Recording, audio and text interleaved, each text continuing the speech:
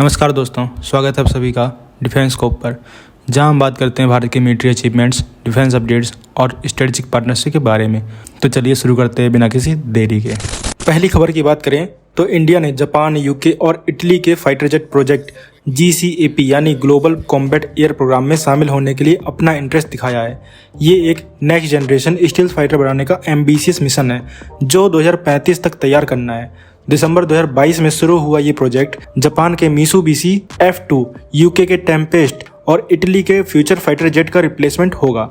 India ने officially Japan से approach किया है, लेकिन जापान अभी अलर्ट भी है क्योंकि उन्हें डर है कि इंडिया के रसिया के साथ पुराने डिफेंस टाइज के कारण टेक्नोलॉजी लीक हो सकती है। ये fighter jet project stealth, AI और एडवांस नेटवर्क कॉम्बैट जैसे फीचर्स के साथ बनाया जा रहा है और इसका बजट भी बहुत बड़ा है। इसीलिए जापान, यूके, इटली तीनों नए पार्टनर्स लाने की सोच रहे हैं। इंडिया का आना इनके लिए फाइनेंशियली भी हेल्पफुल होगा क्योंकि इंडिया की डिफेंस इंडस्ट्री ग्रो कर रही है।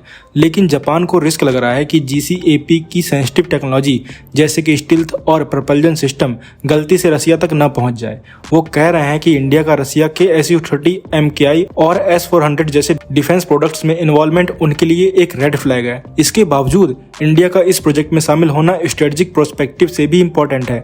चाइना के अग्रेशन के अगेंस्ट इंडो पैसिफिक में इंडिया और जापान दोनों की पार्टनरशिप स्ट्रांग हो रही है और इंडियन एयरफोर्स के लिए भी GCAP एक बड़ी अपॉर्चुनिटी हो सकती है क्योंकि हमारा indigenous AMCA fighter jet project delay में चल रहा है और स्क्वाड्रन स्ट्रेंथ भी नीचे जा रही है। GCAP से इंडिया को टॉप क्लास टेक्नोलॉजी मिल सकती है जो हमारे एयरफोर्स मॉडर्नाइजेशन में हेल्प करेगी। यूके और इटली पहले से ही इंडिया को GCAP में शामिल करने के सपोर्टर रहे हैं। उन्होंने फॉर्मली इंडिया को इस प्रोजेक्ट के बारे में ब्रीफ भी किया था, लेकिन जापान का हेजिटेशन अब एक नया चैलेंज बन गया है। जापान की तरफ से कंसर्न है, लेकिन इंडिया का इंक्लूजन GCAP के स्केल और इम्पैक्ट दोनों को एक्सपेंड कर सकता है। तो क्या बोलेंगे आप इस खबर के बारे में? कमेंट सेक्शन में जरूर बताइए। अगली खबर की बात करें तो इंडियन एयरफोर्स को एयरबॉर्न सर्विलांस कैपेबिलिटीज में एक बड़ा बूस्ट मिलने वाला है क्योंकि रिसेंट अप्रूवल के बाद इंडियन एयरफोर्स अब 6 नए एम्ब्रर EMB-145 एयरक्राफ्ट खरीदने जा रहा है।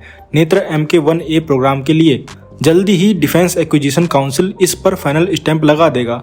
EMB-145 एयरक्राफ्ट का प्रोडक्शन पहले ही बंद हो चुका है, लेकिन ब्राजील की एरोस्पेस कंपनी एम्ब्रर अब सेकेंडरी मार्केट से ऑपरेशनल एयरक्राफ्ट ढूंढकर इंडिया को देगा।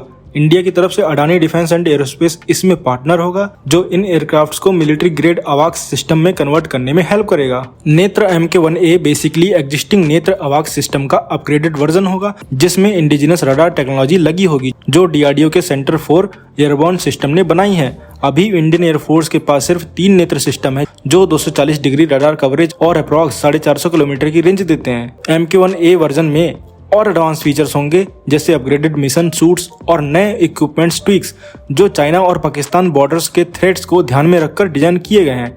6 नए एयरक्राफ्ट्स ऐड होने के बाद इंडियन एयरफोर्स की अवाक्स कैपेबिलिटीज ऑलमोस्ट 3 गुना हो जाएगी जो 2019 बालाकोट के वक्त मिसिंग थी। अडानी डिफेंस का रोल सिर्फ एयरक्राफ्ट लाने का नहीं बल्कि उन्हें मॉडिफाई करने का भी होगा। अडानी ऑलरेडी इंडिया के एरोस्पेस सेक्टर में काफी एक्टिव हैं। उनका MRO यानी मेंटेनेंस, रिपेयर एंड ओवरहॉल का सेटअप और ग्लोबल OEM जैसे एलिवेट सिस्टम के साथ पार्टनरशिप इस प्रोजेक्ट के लिए काफी यूजफुल साबित होंगे। अडानी DRDO के रडार और एवियोनिक्स सिस्टम को EMB-145 में इंटीग्रेट करने में लीड रोल लेगा। प्रोक्योरमेंट का पूरा प्रोसेस काफी डेलिकेट होगा जिसमें एयरक्राफ्ट की कॉस्ट, कंडीशन और अवेलेबिलिटी सब चेक करनी पड़ेगी। EMB-145 का maximum take off weight 22,000 kg है, क्रूजिंग स्पीड मैक 0.78 और रेंज 2873 किलोमीटर। ये स्पेक्स उस मिशन प्रोफाइल के लिए परफेक्ट हैं जो नेत्र सिस्टम को चाहिए होती है। एयरक्राफ्ट्स इंडिया में ही मॉडिफाई किए जाएंगे, शायद एम्ब्रर के इंजीनियर्स के सपोर्ट के साथ, जिसे पहले काफी सक्सेसफुल रिजल्ट मिले हैं। मॉडिफिकेशन के बाद नेत्र Mk-1A लो फ्लाइंग थ्रेट्स डिटेक्ट करने, एयर ऑप्स कोऑर्डिनेट करने और रियल टाइम सिचुएशनल अवेयरनेस देने में काफी इफेक्टिव हो जाएगा और ये सब आज के रीजनल टेंशंस के कॉन्टेक्स्ट में बहुत जरूरी है। तो आप क्या कहेंगे इस खबर के बारे में? कमेंट सेक्शन जरूर बताइए। अगली खबर की बात करें तो DRDO और इंडियन आर्मी ने 3 और 4 अप्रैल 2025 को उड़ीसा के doctor APJ Abdul Kalam island से आर्मी वर्जन के MRSAM यानी medium range surface to air missile के 4 सक्सेसफुल फ्लाइट टेस्ट किए।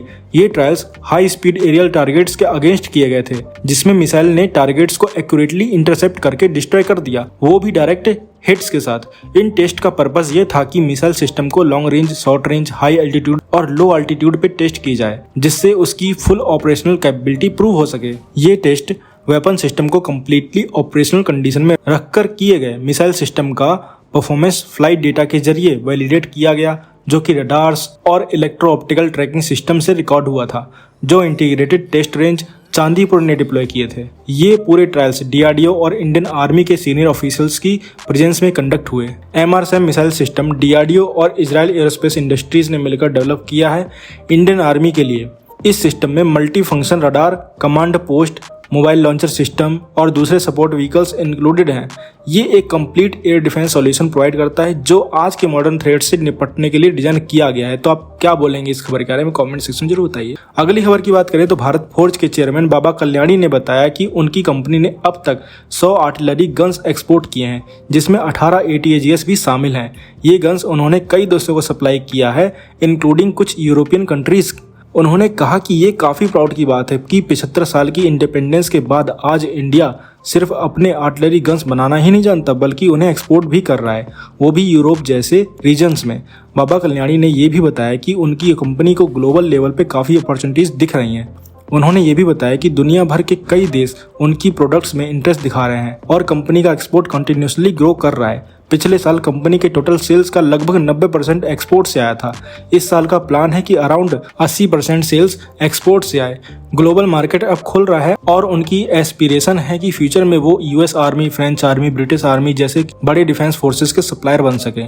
कल्याणी ने यह भी हाईलाइट किया कि आज दुनिया के कई कंट्रीज को डिफेंस हार्डवेयर और मैन्युफैक्चरिंग कैपेसिटी की कमी का सामना करना पड़ रहा है। उनका कहना था कि हाँ, उनके पास एडवांस टेक्नोलॉजीज हैं, शायद हमसे भी ज़्यादा, बट असली दिक्कत प्रोडक्शन की है। यूक्रेन वॉर के बाद जितना डिफेंस इक्विपमेंट कंज्यूम हुआ है, उसकी भरपाई के लिए मैसिव मैन्युफैक्चरिंग कैपेसिटी की जरूरत है। उनका मानना है कि ये एक बड़ी अपॉर्चुनिटी है भारत जैसे डिफेंस मैन्युफैक्चरर्स के लिए, जो इस ग्लोबल गैप को फिल कर सकते हैं। तो आप क्या बोलेंगे इस खबर के बारे में कमेंट सेक्शन में जरूर बताइए। तो दोस्तों, ये थी आज की डिटेल्ड अपडेट्स हमारे भारत के डिफेंस और इंटरनेशनल स्ट्रेटजीज के बारे में। अगर आपको ये वीडियो इन्फॉर्मेटिव लगा हो तो लाइक करें, शेयर करें और चैनल को सब्सक्राइब करना ना भूलें। आपका सपोर्ट हमें और बेहतर कंटेंट बनाने के लिए मोटिवेट करता है। मिलते हैं नेक्स्ट वीडियो में। थैंक्स फॉर वॉचिंग एंड जय हिंद, जय भारत।